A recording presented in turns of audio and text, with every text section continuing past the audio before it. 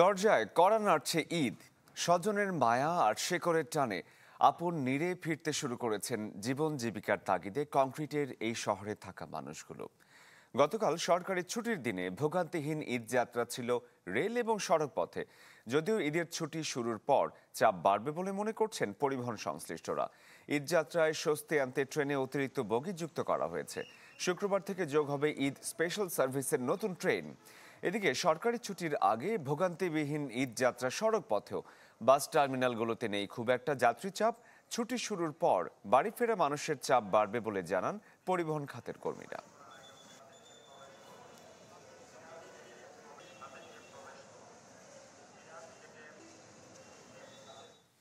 দর্শক, যে যেভাবে পারছেন সবাই বাড়ির দিকে ছুটে যাচ্ছেন ঈদ করতে।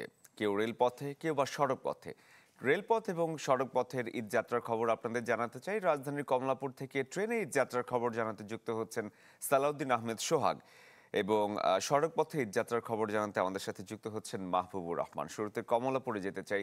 সোহাগ, ট্রেনের যাত্রা এখন পর্যন্ত নির্বিঘ্ন রয়েছে, আজকে কি অবস্থা? ট্রেনগুলো কি ঠিকঠাক ছেড়ে গেল? হ্যাঁ শরীফুল, আপনি যেমনটা বলছিলেন, গত 3 দিনের তুলনায় আজকে ট্রেন যাত্রায় আমরা যেটা দেখতে পেয়েছি, যাত্রীদের একটু চাপ আছে, তবে অতটা বেশি বলা যায় না। আমরা আশা করছি যে কর্তৃপক্ষ যেটা জানিয়েছেন আমাদেরকে, যে আগামীকাল থেকে যেহেতু সরকারি ছুটি শুরু হবে এবং সরকারি ছুটি শুরু হলে তখন থেকেই প্রকৃতপক্ষে মূল যে চাপটা আছে যাত্রীদের, সেই চাপটা শুরু হবে বলে কর্তৃপক্ষ ধারণা করছেন।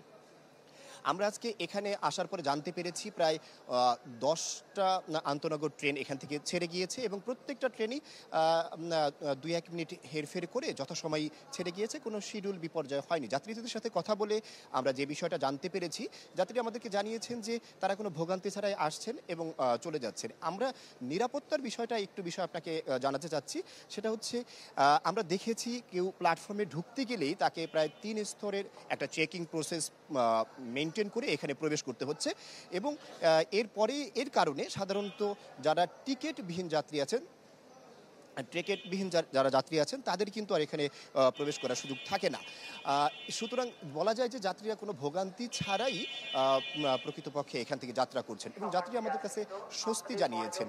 এরপরে আবার ঈদের যে ফিরতি যাত্রাটা আছে, সেই যাত্রা কিন্তু আগামী 3 তারিখ থেকে শুরু হবে বলে কর্তৃপক্ষ আমাদেরকে জানিয়েছেন। শরীফুল। সোহাগ, ধন্যবাদ আপনাকে। দর্শক, এবারে সড়ক পথে ঈদ যাত্রার খবর জানাতে রাজধানীর মহাখালী থেকে যুক্ত হয়েছেন মাহবুবুর রহমান। মাহবুব, সড়ক পথে বাসে কেমন চাপ দেখতে পাচ্ছেন এই দুদিনে? শরীফ, ঈদ যতই এগিয়ে আসছে ততই কিন্তু বাস এবং ট্রেনের যে কাউন্টারগুলোতে সেগুলিতে কিন্তু ভিড় বাড়ছে। এই মহাখালী বাস টার্মিনালে গেল কয়েকদিনের চেয়ে ভিড় কিন্তু এখন বাড়ছে, যাত্রীদের চাপ বাড়ছে, কারণ ঈদ ঘনিয়ে আসছে। এবং এখানকার যে যাত্রী সাধারণ, তাদের সাথে কথা বলে যেটি জানতে পেরেছি, তারা কিন্তু মিশ্র প্রতিক্রিয়া দেখিয়েছেন। কেউ বলছেন যে ঈদকে ঘিরে যে টিকিট মূল্য সেটি কিন্তু বাড়েনি, সারা বছরের মতনই সেই টিকিট মূল্য স্বাভাবিক রয়েছে। আবার কিছু কিছু যাত্রী বলেছে যে ঈদ ঘিরে টিকিটের মূল্য কিছুটা বেশি নেওয়া হয়েছে। তবে এই মিশ্র প্রতিক্রিয়া জানিয়েছেন। এখনও এই মহাখালী বাস টার্মিনালে কিন্তু যাত্রীরা আসছে এবং যাত্রীদের চাপ কিন্তু সকালের তুলনায় এখন একটু বেশি, কারণ সকালের কাজটা ছেড়ে যাত্রীরা বাড়ি যাওয়ার জন্য, ঈদে ঘরমুখো হওয়ার জন্য কিন্তু এই মহাখালী বাস টার্মিনালে আসছেন। এছাড়া এখানে আইনশৃঙ্খলা বাহিনীর তৎপরতা লক্ষ্য করা যাচ্ছে। যে কোনো অনাকাঙ্ক্ষিত ঘটনা এড়ানোর জন্য পুলিশের বুথ রয়েছে। আরও একটি লক্ষণীয় বিষয় হচ্ছে শরীফ, সেটি হচ্ছে যে কাউন্টারগুলোতে কিন্তু নির্দেশনা দেওয়া হয়েছে যে ঈদ ঘিরে কোনো টিকিটের মূল্য বেশি নেওয়া হচ্ছে না। এবং যাত্রী সাধারণ যেটি বলছে, বেশিরভাগ যাত্রী বলেছে যে ঈদ ঘিরে টিকিটের মূল্য বেশি রাখা হচ্ছে না। তবে 2-1 জন যাত্রী অভিযোগ করেছে যে তাদের কাছ থেকে আগের তুলনায় টিকিটের মূল্য বেশি রাখা হয়েছে। এমনকি তারা বলেছে যে 150 টাকার টিকিট, একজন বলছে, অভিযোগ করেছে 150 টাকার টিকিট 400 টাকাও কিন্তু চাওয়া হয়েছে। শরীফ। মাহবুব, ধন্যবাদ আপনাকে। গাজীপুর থেকে সহকর্মী রফিকুল ইসলাম খান এই মুহূর্তে আমাদের সাথে যুক্ত হয়েছেন, এবং পদ্মা সেতুতে কতটা ভিড় ঈদ যাত্রার সেই খবরও আপনাদের জানাবো। সরাসরি শুভ ঘোষ যুক্ত হয়েছেন। শুরুতে গাজীপুরে যেতে চাই। রফিক, গাজীপুরের চন্দ্রা মোড় ঘিরে প্রতি বছর আমরা যে জটের চিত্র দেখতে পাই, এবার কি চিত্র দেখতে পাচ্ছেন আপনি?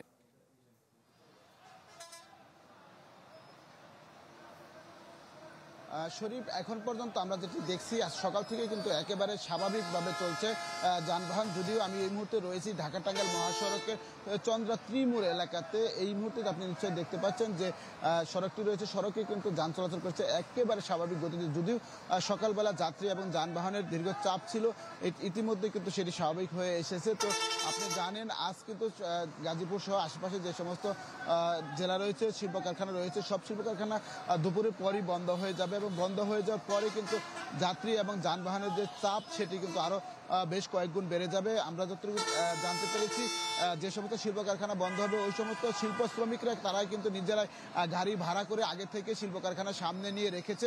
যখন শিল্প কারখানা বন্ধ হয়ে যাবে অর্থাৎ দুপুরের পর একসাথে কিন্তু সব গাড়িগুলো এসে এই সড়কে চলাচল করবে। ফলে দুই সড়কের গাড়ি যখন এক সড়কে মিলিত হয়, অর্থাৎ ঢাকা টাঙ্গাইল মহাসড়কে যে গাড়িগুলো রয়েছে রাজধানীর গাবতলী থেকে সাভার আশুলিয়া হয়ে যে গাড়িগুলো আসে সেই গাড়িগুলো কিন্তু চন্দ্রাতে এসে একসাথে মিলিত হয়। তাছাড়া যে গাড়িগুলো আসলে ঢাকা বাইপাস সড়ক, নরসিংদী, সিলেট এমনকি যে মহাখালীতে গাড়িগুলো আসে সেই গাড়ি কিন্তু ভোগড়া বাইপাস হয়ে চন্দ্রা মোড়ে এক সড়কে মিলিত হয়ে পরে টাঙ্গাইলের দিকে যায়। যে কারণে দুই সড়কের গাড়ি যখন এক সড়কে মিলিত হয় তখন গাড়ি একেবারে স্লো হয়ে যায় এবং স্লো হওয়ার কারণে কিন্তু দীর্ঘ যানজট। রফিক, আপনাকে অসংখ্য ধন্যবাদ। দর্শক, এবারে আমরা চলে যেতে চাই পদ্মা সেতুতে। সেখানে রয়েছেন শুভ ঘোষ। শুভ, যানবাহনের চাপ কেমন দেখছেন, পাশাপাশি যাত্রী চাপ কি অবস্থা আজকে দ্বিতীয় দিনে এসে?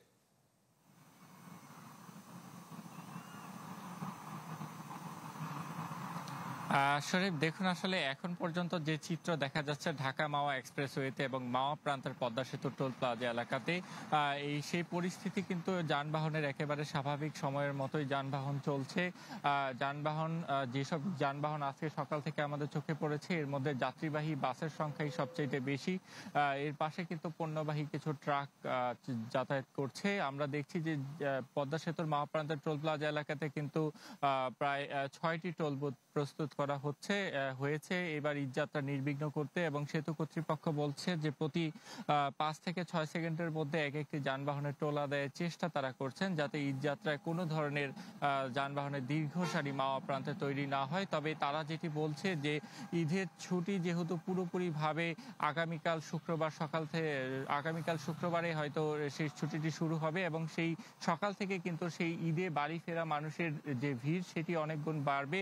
এবং সকাল থেকে যারা আসলে নগর ছেড়ে গ্রামে ফিরছে তাদের সাথে আমরা কথা বলেছি। তারা